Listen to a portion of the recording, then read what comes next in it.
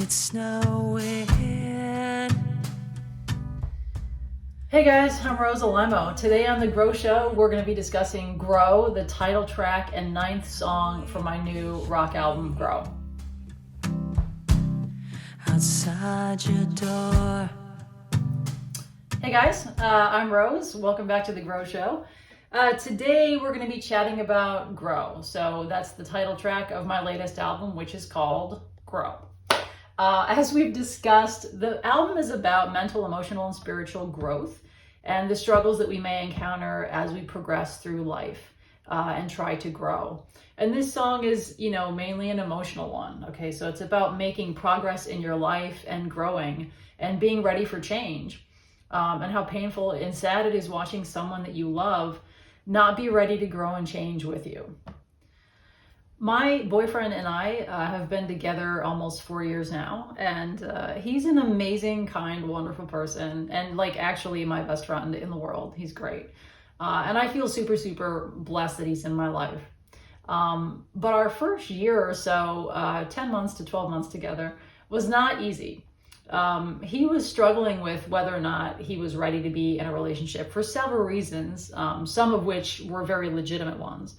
But others were more self-imposed and were put there more out of fear, right? In an attempt to keep himself at kind of a distance, he would put up these walls that he could hide behind, like overworking was a big one with him. Walls are slowly weighing you down.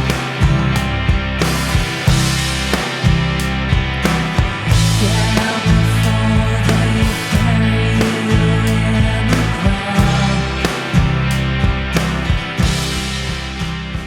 And it reached a point where I felt like I'd been kind of as patient as I could be, and I wanted more from the relationship.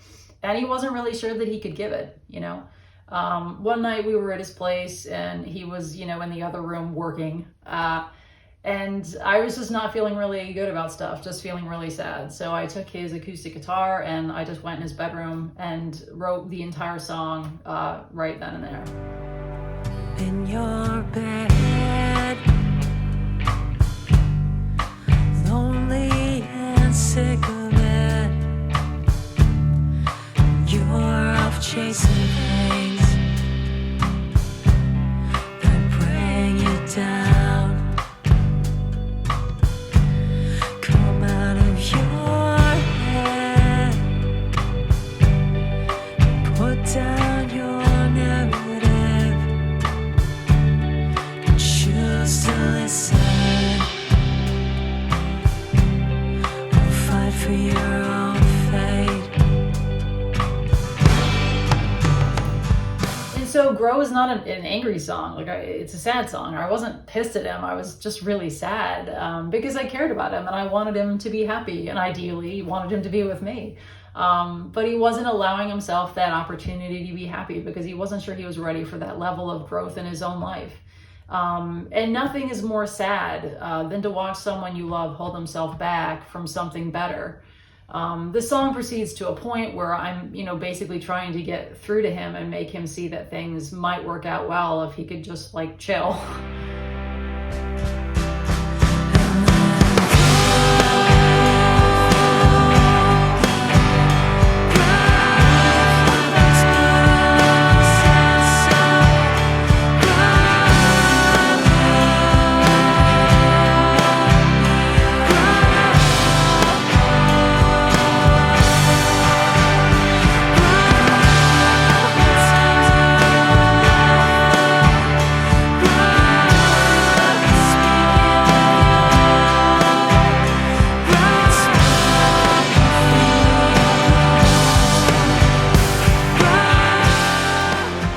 The happy ending is that it did get worked out, and it's been a really great fun ride since, and we're both super happy and grateful for what we have. So sometimes things have a happy ending, so that's good news. So this song is super special to me because it's about this amazing person in my life and highlights a big turning point for us and a major point of growth for him and for us. And I actually think it's maybe my favorite song on this album. And what's funny is he actually got my favorite song on my last album too. So the song Walls from The Importance of Centers was actually about him as well. That song Walls popped into my head one day when he and I were hiking after only hanging out for like 3 or 4 weeks. So he gets all the best songs, I guess. And if we have any more drama in the next couple of months, it'll probably end up being the best song on my next album. So it's positives to everything, I suppose. However, this song is also super special to me musically. I've always wanted to explore virtual instruments and to write and arrange, pieces for strings and other instruments that I don't really have access to. And so I talked to Jamie about it, who again is the amazing producer that helped me with this album. And he talked to a friend of his who scores for a living, and he recommended this amazing software program called BBC Orchestra Discovery. It's by a company in the UK called Spitfire Audio. They're incredible. But basically, this program is a sound library that's created by recording artists that play with the BBC Orchestra that allows you to create your own music with their sounds using a MIDI keyboard. So I play the parts that I want on a MIDI keyboard, and it records the parts as violins or as cellos or like as timpani or like whatever, like literally whatever instrument in the world you want. It's totally amazing. And it literally revolutionized my entire world. Like my whole next album, I think, is gonna have all kinds of fun sounds using this thing and other similar programs. So it's a really big deal and super exciting. But when I wrote Grow, I had, written parts for strings, and thanks to Jamie and thanks to this awesome software by Spitfire, I was able to create the strings just as I wanted them for this song, which was totally amazing. The string arrangement actually became a little point of debate between Jamie and I. And looking back, it's actually kind of hilarious. So I had mentioned in like a previous episode, I was becoming increasingly fried as this album was progressing. So we were recording it through like the second awful COVID winter. I was in the process of burning out and leaving a career I'd been in for 12 years. So things were super overwhelming. And by the time the album was wrapping up, I was wrecked and I just needed everything to just like stop for a while. So while we were working on the song Grow, on this song, I was so excited about these strings. I was just like obsessed. And I told Jamie, I felt really strongly about including the solo string arrangement, so just the strings, as their own song at the end of the album, because I was stoked about them, because they were just like so cool and like everybody has to hear these strings. And he at the time was like, yeah, that's a cool idea. All right, we'll do that. That sounds great. And so we wrapped up the album. It was another couple more months of like recording songs and stuff. And finally the album, was completed.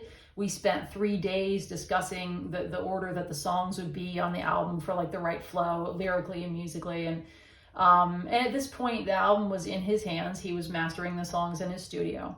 And so, he gets them mastered and he listens to the finished project from like A to Z and in the order and everything, the album as a whole, and reaches out to me one day and sensing probably how fried I was, very delicately and kindly says, hey, I know you were really excited about putting the string arrangement as like the closing song on the album, but listening to the whole record through, I'm actually going to recommend that we don't do that.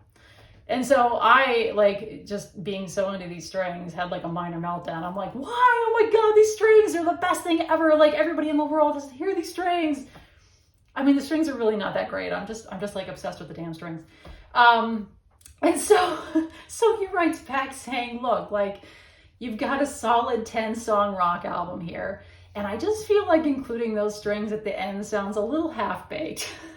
So inimitable Jamie. He's amazing. So yeah, I wasn't really happy with that thought, but I got the masters and like listened to the album as a whole, and he was right.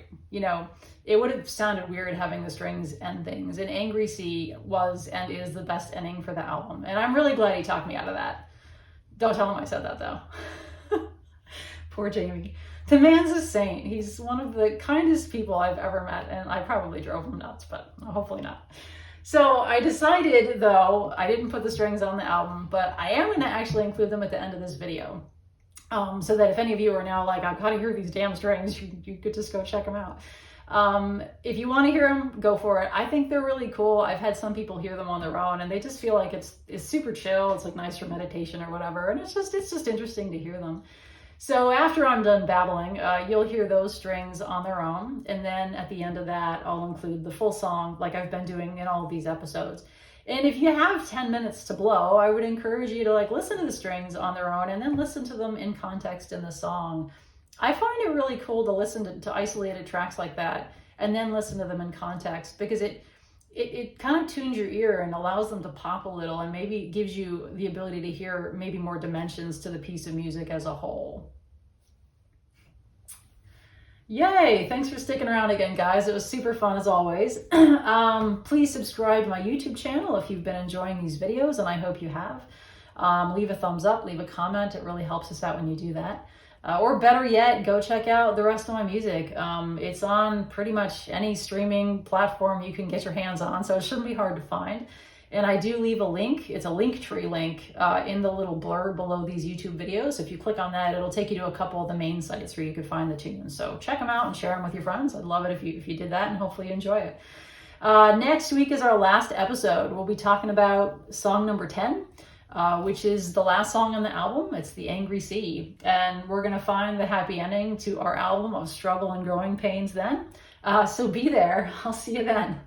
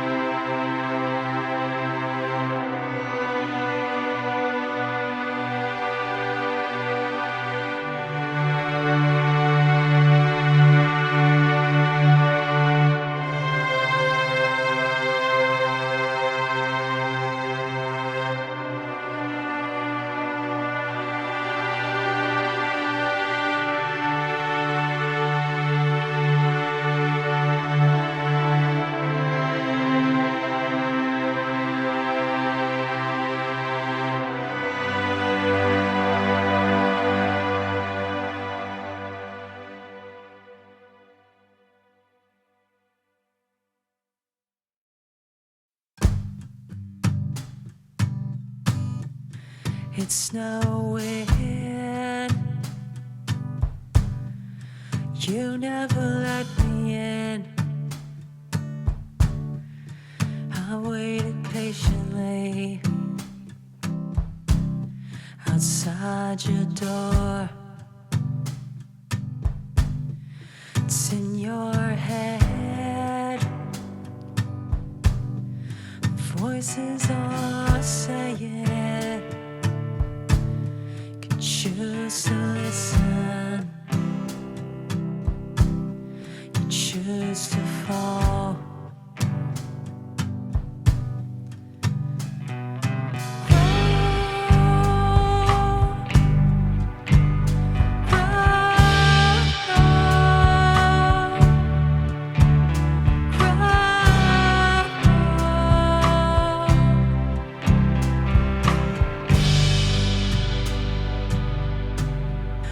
Photographs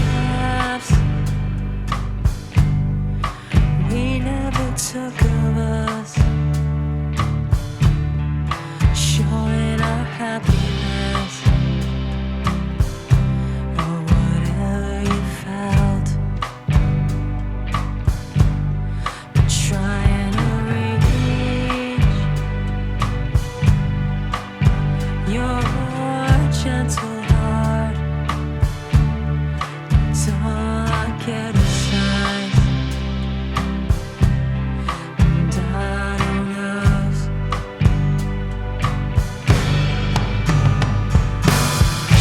Walls are slowly, slowly weighing you down.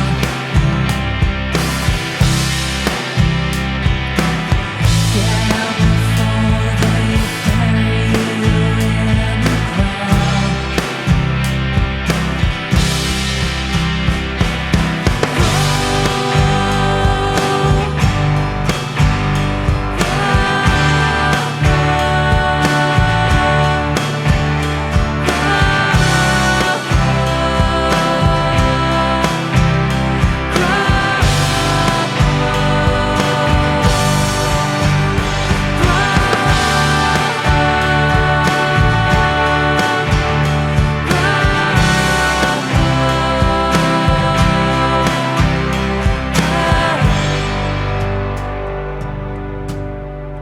In your bed, lonely and sick of it. You're off chasing